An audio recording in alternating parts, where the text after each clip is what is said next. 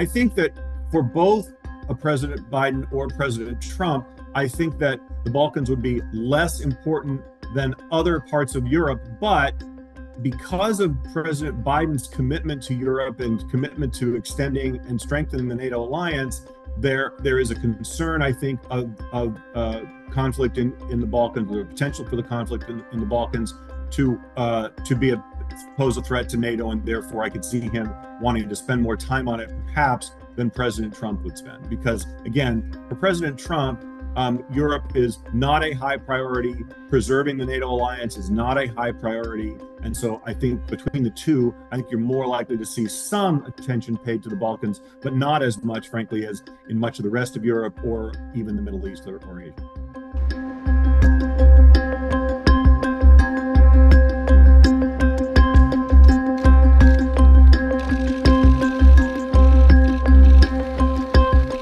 I think in many ways it's related to the relationship with Russia and how that plays out, given Russia's outsized influence in part of the Balkans and concerns about the war in Ukraine and how that plays out. I also think it relates to how we maintain the NATO alliance as well. I mean, Donald Trump talked somewhat glibly during his term in office about either potentially withdrawing from NATO or distancing himself or ourselves, the United States, from NATO. And that, again, could have consequences and reverberations. And so if the world is upended as we know it, the question is how we rebuild those alliances and which countries we prioritize as our friends and allies. If we even go that far, under a potentially more isolationist administration that Donald Trump's could be. So yes, it does have consequences, maybe not directly, but certainly indirectly.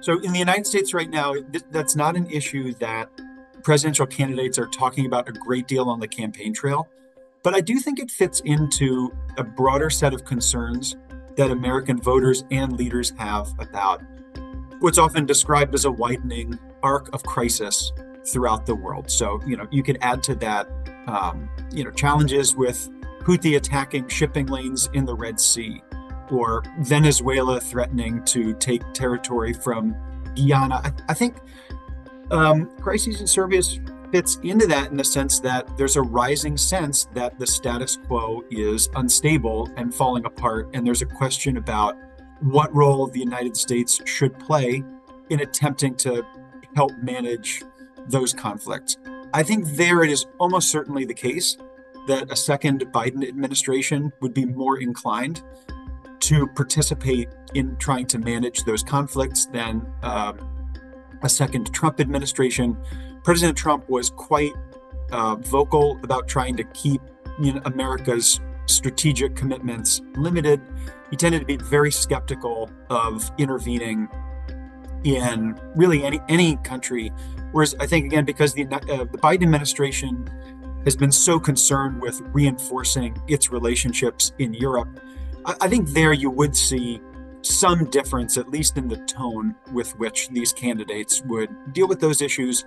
Although when voters go to the polls in November, it's probably not the kind of thing that will be on their minds as much as China or Ukraine or Gaza.